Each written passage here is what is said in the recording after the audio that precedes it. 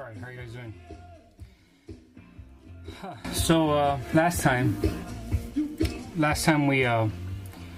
we've been doing some timeless things on the same theme always. What are these integrals good for? And the same theme being that we can imagine cutting things up into small little pieces and adding them up with grace and elegance, thanks to the fundamental theorem of calculus. So going back to the beginning of this chapter, we found a whole bunch of areas by doing precisely that. Then we found more areas. Then we started finding little arc lengths where we would cut a curve like this into many little different DS's or diagonals, and then we would add them all up. That was a lot of fun. Today we continue on the same theme, but today what we want to do today is we want to find centers of mass. I think it fits nicely here because it's part of the same question. What are integrals good for? Unfortunately, some schools will take this and break it up into the second semester calculus, where it obviously doesn't belong, since it's one of the nice applications of integrals. So we're going to do it right and include it here in this chapter along with all the other nice applications of imagining things, cutting them up into small pieces, and adding them up with elegance. So that being said, we get right to work here. A nice little example to get us started. It's not very intense as far as calculus goes. It has ideas from junior high, but it's perfect for us to learn the common sense portion of what we're going to do today. Okay. In fact, I like this guy, this little elephant, because the cute little guy reminds me of me when I was a kid. So let's get on with it. First, let's learn some vocabulary. So whenever you have a system like this, we call this piece, the seesaw piece where the thing rotates around, it's called a frustrum.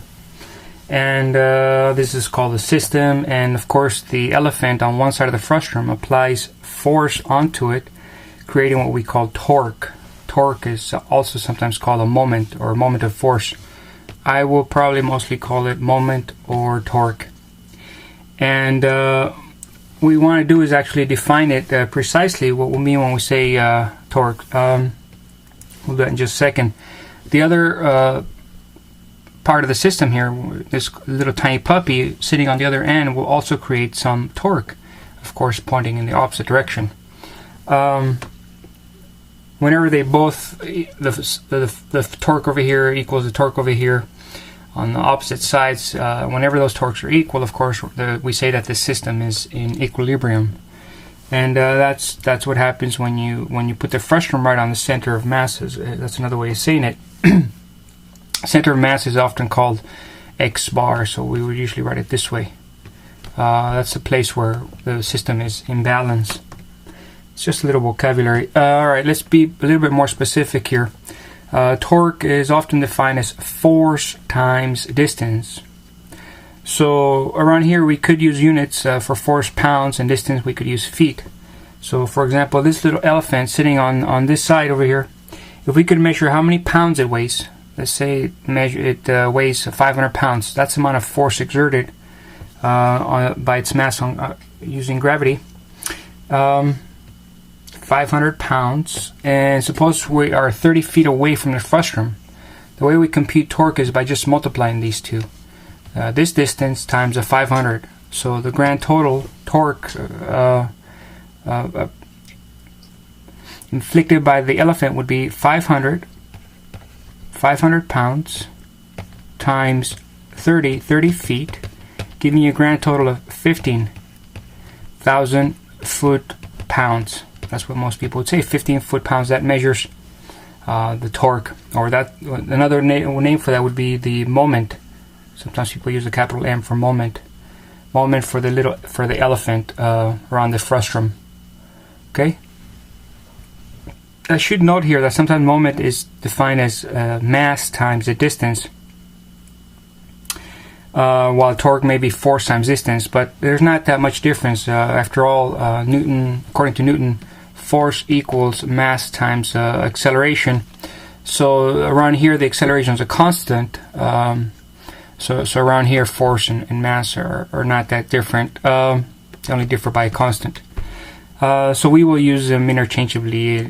Just be aware that force and mass are the same up to a constant around here, anyways, where the gravity is constant. All right. Anyways, so this would be a moment. One way to define a moment would be 15,000 foot-pounds. Question is, how much here's an interesting question. How much force would you need, how much torque would you need on the other side to balance the system? Well, if we have 15,000 foot-pounds on this side, guess how many we need on this side? We also need 15,000 foot-pounds. Now you can achieve that in various ways. You can achieve it with a lot of feet, making this very, very, very long. Or you can achieve it with a lot of pounds, making whatever you put over here very, very, very heavy. A lot of pounds or a lot of feet. Whatever the case may be, I need a total of 500 or 15,000 foot-pounds. Here's one way to do it. One way to do it would be to stack up two of these elephants. Give me a total of 1,000 pounds, and that would be multiplied times 15 feet for a grand total of 15,000 foot-pounds. And then the system would be in equilibrium, right? But that's not the only way to do it. You could also do it with a puppy. The puppy could actually counterbalance the elephant if this is long enough. All you need to do is make sure you have enough foot-pounds on this side. On this side, I've got 15,000 foot-pounds. How many do you think we need on this side? Well, of course, we also need 15,000 foot-pounds. Now, I've already got 10 pounds from the puppy, so I would need a grand total of, this was not too hard to do, you could do it in your head, maybe try 1,500 feet. If we move 1,500 feet from the frustrum all the way to the puppy, the center of mass for the puppy, that would give us a grand total for the moment to be 1,500 foot times 10 pounds. That would be a total of 15 with one more zero added foot-pounds. And the torque exerted on that side would be equivalent to the torque exerted on this side. And so the system would be in equilibrium. And again, that's not the only way to achieve it too. I could maybe do a combination of things. Maybe put a puppy here. Maybe put another one over here. I don't know. Let me think. What if I put another one here? Maybe I put a bigger one. Maybe I put a bigger one here. Maybe this one is 50 pounds. Here, think about it this way. I've never done this way before, but I'm not afraid. Let's try this problem again. And this time we're going to have this bigger puppy. This one maybe weighs 50 pounds. And this one, I'm going to say it's already, say, 200 feet. 200 feet from the frustrum. Now, how far do I need to make this one? Well, it's exactly the same thing as before. Here we go. On this side of the frustrum, we got 15,000 foot-pounds. So I need 15,000 foot-pounds on this side. This one has already given me 200 feet times 50 pounds. By the way, sometimes I'll just drop these units because I'm not that much into units. It's not my thing. So I'm sure they work out nicely. I'll let you guys worry about that. Alright, so this already gives me 1,000 foot-pounds. Wait, 10,000 foot-pounds. So I need more. I need, how much more do I need after 10,000? I need 5,000 more foot-pounds. So this little puppy over here has got to give me, this little puppy's got to give me 5,000 more foot-pounds. So I need this to be 500 feet from the frustrum. So that when I multiply times 10 pounds, that will give me 5,000 foot-pounds for a grand total of, let's see if I can give you guys some more room, for a grand total of 15,000 foot-pounds. Yeah, backwards. All right, that's good enough. So this is the common sense part of the lecture. There's no calculus involved here. You could have done this when you were in junior high. It's a really, really simple concept. Torque is force times distance. Moment is almost the same, mass times distance. The only difference is a constant, which I'm not going to worry about too much. Now we switch up the question a little bit. Not so much how far should you put the puppy, but suppose the puppy's already set. Done. you can't move them, set in stone. Suppose we put them on a sidewalk and throw some cement on there and they're stuck there. The question is now, where would you put the frustum? Where would the center of mass be? So this is not so much finding where to put the puppy to balance the system. This is more where, once the system is there already, where is the center of mass? I'm looking for an X bar where I can place my frustum and the system would be balanced. So this is a slightly different question, but still very interesting. And I made the system really, really simple. Just 2 items on the system, an elephant and a little puppy. And let's see how that goes. Now, right about now is when most textbooks would whip out the formula and just give it to you.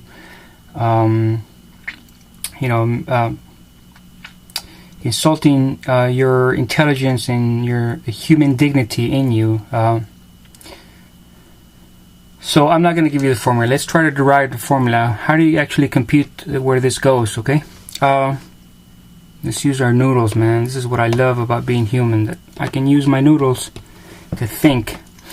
Alright, here we go, thinking. So in order to balance this system, I need to figure out what this is. I need to find out this moment, the moment for the elephant, and I need to find out that moment. We got to find this moment, and we got to find this moment, and they have to be, if these 2 moments, if this torque is equal to that torque, the system will be balanced.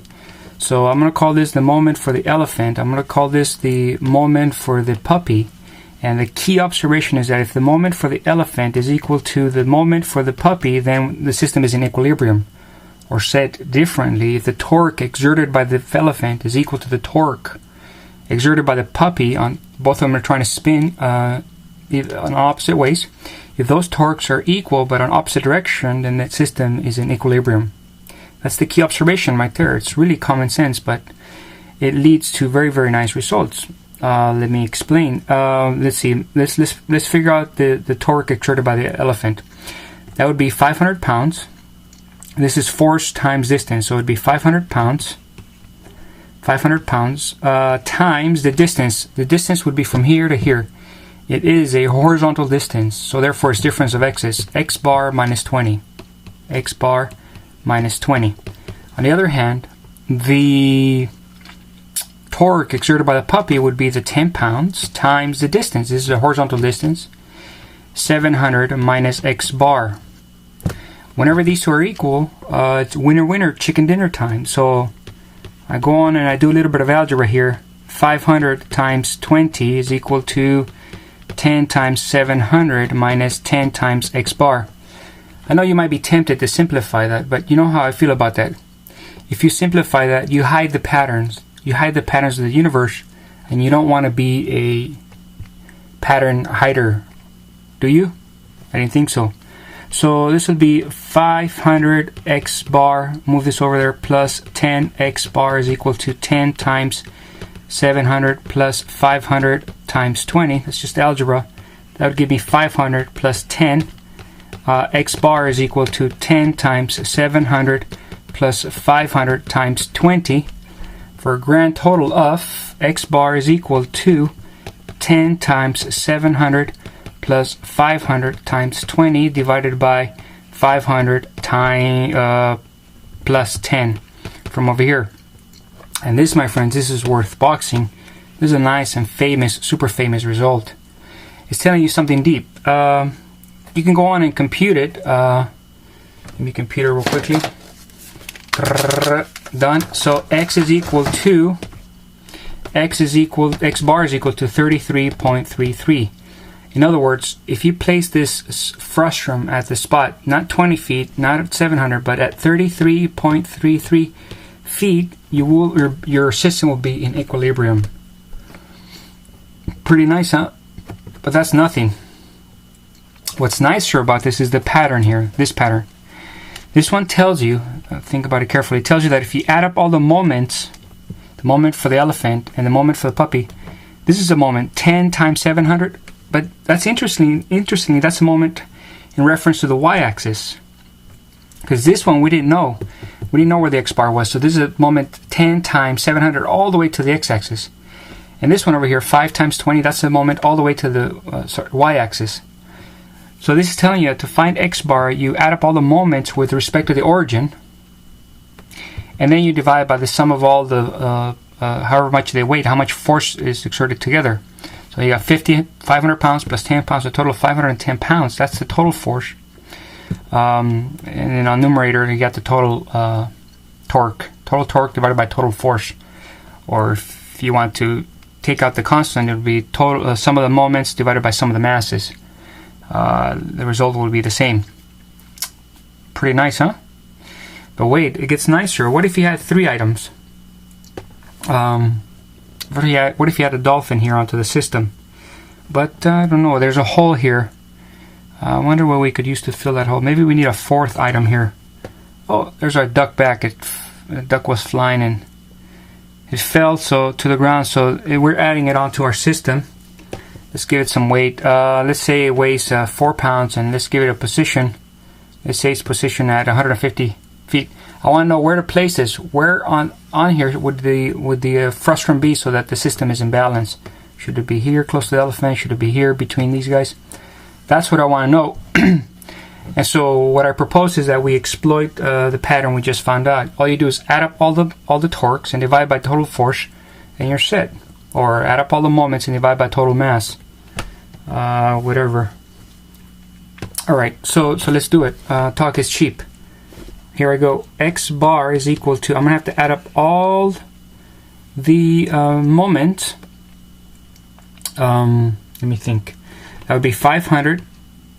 That would be 500 times 10 plus 4 times 150 plus 200 times 300. I know I'm not keeping track of units.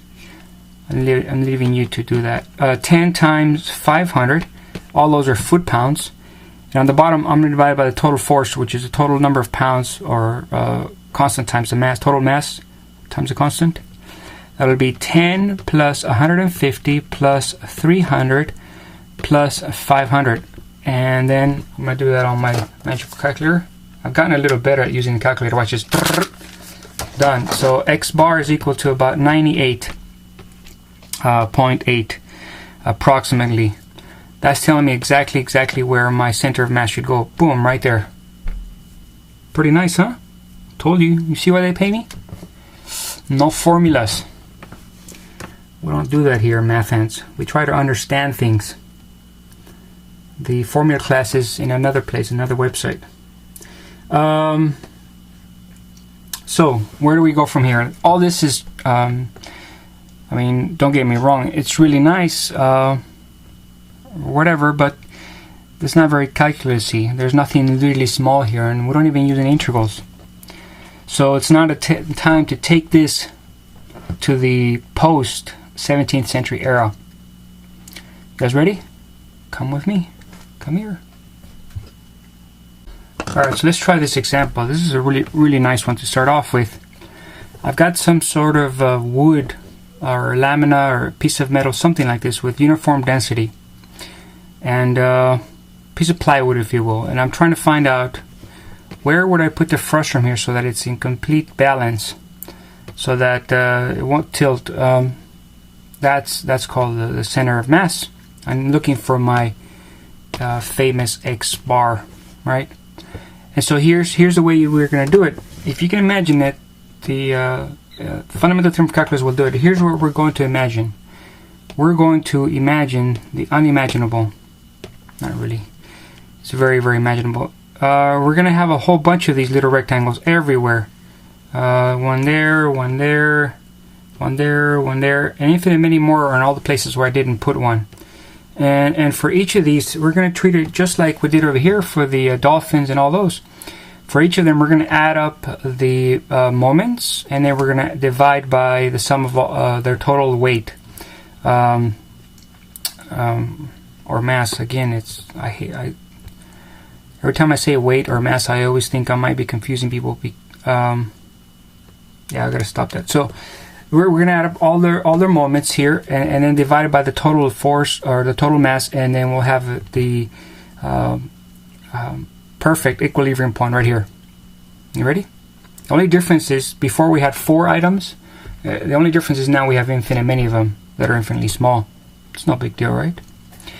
We can do it. Alright, so I gotta find out the first little moment here. I'm gonna pick this one right here because it looks good. And I'm gonna find out its little moment. And I shall do it right here.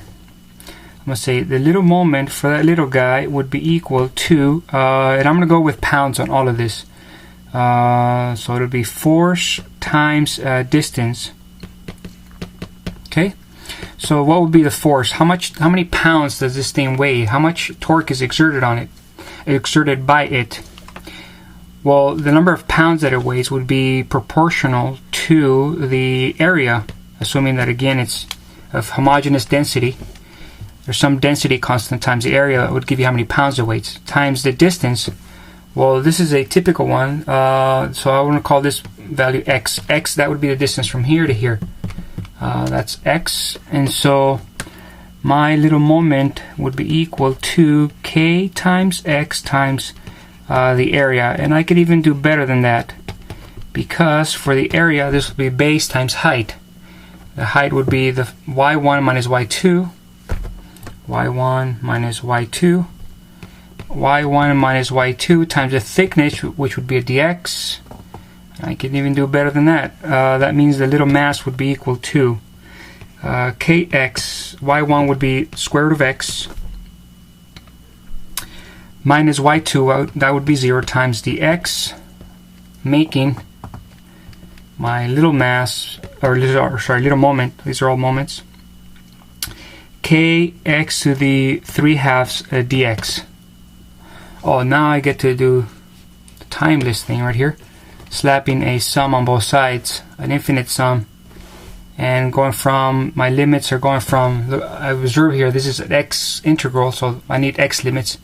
X is running from 0 to 16, so I'll do that in the next step because I don't have room there. So I'm going for this will be k times x. I integrate that, I add a 1 to it, I divide by the new one, and I'm going from 16 to 0. Unstoppable. Nothing can stop me. Then I go with k, 2k over 5 actually, times 16 to the 1/2. What is that? That's 4. 4 to the 5th. Whatever. 16 to the 5/2. I'll go with that. Minus k times 2 over 5. Is that 5 or 3? That should be a 5, right? Times 0 to the 5/2. Yeah, which is 0 anyways. So the sum of my moments, the total moments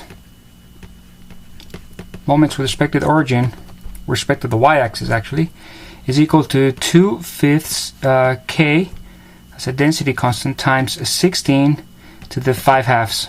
Okay, very nice. I'll save that for later, because that's part of the equation. Remember, to figure out x bar, I need to add the moments and divide by the total mass. Or in this case, if I did pounds, I need to divide by the total number of pounds that the whole thing weighs. So now I go with the amount, the sum. Let's add up all the total weight, okay, or the total mass, or whatever you want to call it. So here we go. I'll go with one little weight would be equal to the density constant times the area, right? This little guy right here, how much would it weigh? How many pounds would it weigh? It would weigh the constant, whatever the density constant is, times the area. So it would be dW is equal to k times, let me see how much area that would be, again, y1 minus y2 times the thickness. So the amount that this little thing weighs is k times the square root of x minus 0 times dx, or the amount that it weighs is equal to k times x to the 1/2 dx. And then I do my magical stuff from the 17th century, the joule. Intellectual crowning achievement of mankind. Slap a sum on both sides, and I observe my limits. It'll be the same limits, so their x is going from 0 to 16. So I'll do that in the next step because there's no room there. That would be k times x to the 3/2 divided by 2/3. and I'm going from 16 to 0, so that would give me a total of 2k divided by 3 times 16 to the 3/2 minus 0. So the total amount of weight or force, total number of pounds would be equal to 2k over 3 times 16 to the 1/2. That's 4 times 4 times 4. That's 64. Nice, huh? No. I'm violating my own rule, man. Never simplify. Never surrender. 16 to the 3/2. Take that. All you simplifying addicts. We don't simplify around here. Alright, so I got my the total amount of force being exerted by the thing and the total amount of moments being exerted by the thing. What do I do now? Divide them. And we need to extend this page. Let the extension begin. Oh, I think I extended it too much. Can you guys see that? So here we go for the punchline. The punchline is x bar would be equal to the sum of the moments divided by the sum of the masses. So in this case it would be 2 over 5k times 16 to the 5/2 all over 2 over 3k times 16 to the 3/2. And I want to point something out. The k's cancels out. That constant, the density constant, is gone. And if we had done mass instead of force, that gravity constant would be gone as well. So this is an easy way to see that it doesn't matter whether you had done mass or force, that is weight or pounds. It wouldn't have mattered. That constant would have been gone anyways. So that being said, this becomes a 2 goes, so that becomes a, I can flip the 3 over, it becomes 3/5 times 16.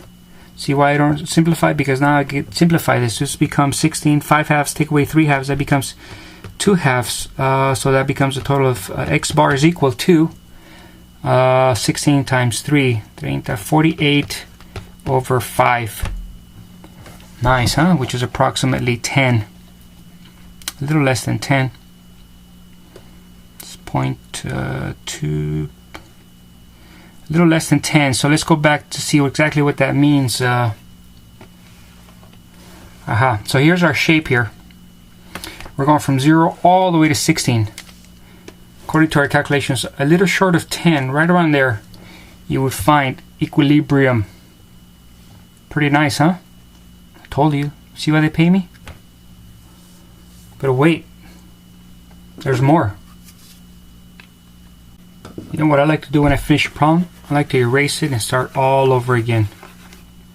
Why? Just for fun.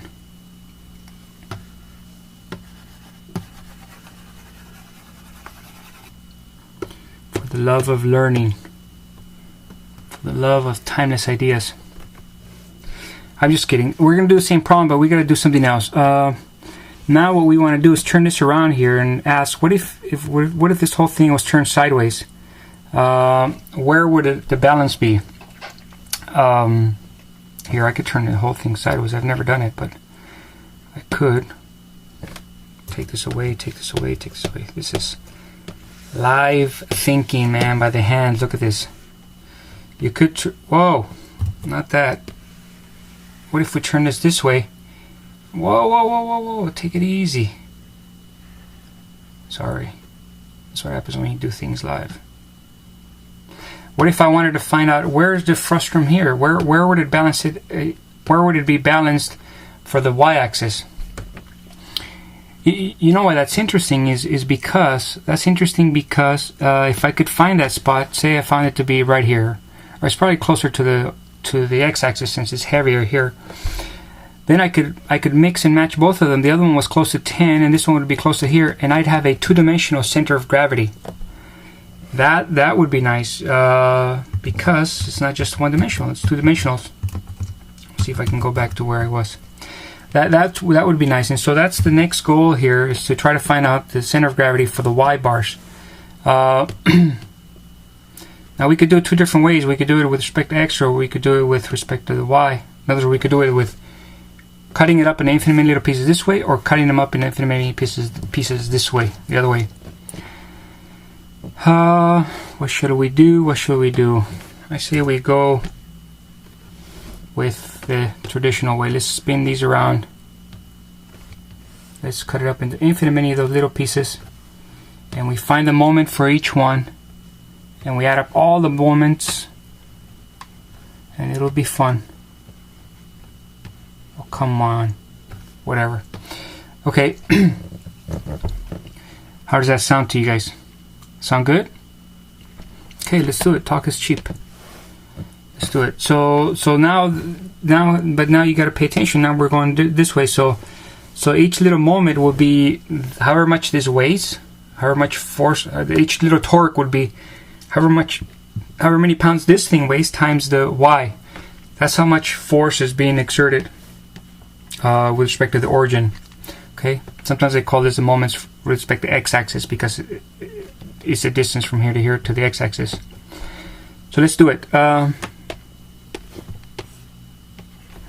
One little moment would be equal to, or one little torque would be equal to the force times the distance, and that force would be a constant times the area, and that distance would be equal to the y-axis. And that would, if you compute those, if you multiply those two, that's how much torque is being exerted by this thing pushing on the side, or pushing it on this side. If we were to put this on the other side, it wouldn't matter if you put it on that side or that side. That being said, this would be ky times dA. Let me think. That would be k times y, and the dA would be difference of x's. So it would be x1 minus x2, and the thickness would be a dy. And this, I would call this x1, and I would call this x2. And keep in mind that y was equal to the square root of x, so therefore x is equal to y squared. For that one, so that would give me that this little torque exerted by this little piece is equal to k times y times x1, which would be 16, minus x2, which would be y squared times a dy. And stop me if I'm lying. That would give you that the little moment would be equal to ky16 minus ky to the third, all that dy. And now I do the magical stuff. I add them all up from, well, I'm going from y's now. Y goes from 0 to 4, obviously, duh. And this becomes ky squared times 16 over 2 minus ky to the fourth over 4, and we're going from 4 to 0. Y is going from 4 to 0, and that's going to give you a total of what is that going to give you a total of? 4 times 4 is whatever, 16, so it would be k times 16 squared divided by 2, or that would be 2 over 4 minus, I know you're wondering, why did I just do that? Watch this. That's because this would be k times y to the fourth. Sorry, that would be k times 4 to the fourth, all over 4.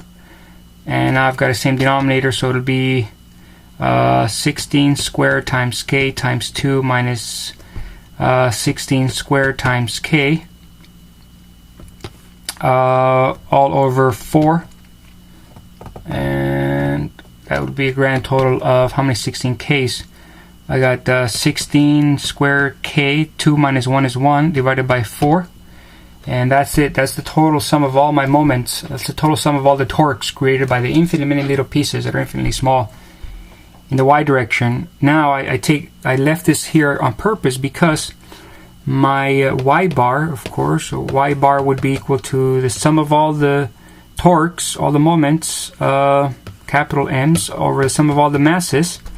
And that would give you a grand total of, let me see, this would be 16 squared times k over 4, that comes from here, and divided by the sum of the masses, which was 2/3 k times 16 to the 3/2.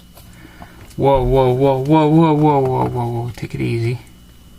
We can do that. That becomes, let me see, the K's gone. I told you the constant never matters. 16. I got 2 over there. Wow, what a miss. I got 16. I got 2, take away 3 halves. That's 1/2. Then I got a 4. I got a 3. I got a 8 on the bottom. Is that right? For a grand total of 3 times 4 over 8, or 3 halves. Nice. So we go back up to the top. What does that mean? I told you I was close to the x-axis. This is 0. This is, look at the y's. Y is 0 here. Y is 4 here. Y is 2 here. At 3 halves, right around here, 3 halves, you got winner, winner, chicken dinner. That's exactly where the frustum would go for the system to be in balance. Wow, what did we just do? We found the x bar, well, it was here, and we found the y bar. Y bar is equal to that. Put them together here, and right here, this is your spot, sweet spot. That's called the center of gravity. Really nice stuff, man. Imagine cutting things up into infinite pieces that are infinitely small, slicing them up. It's beautiful stuff. By the way, if you took this piece of wood, and you threw it like a frisbee, and it spun around, you know, there's one point that wouldn't be spinning that much, or that we wouldn't be moving. Like these other points would be spinning, spinning, spinning, spinning. The center of mass right here would stay still. That's what it would rotate around if you were to spin it like a frisbee. Interestingly enough, it would find its own. That's another way to find the center of mass. If you can fly with it, throw it, and then fly along with it, just take your pencil with you and mark the place that's not moving.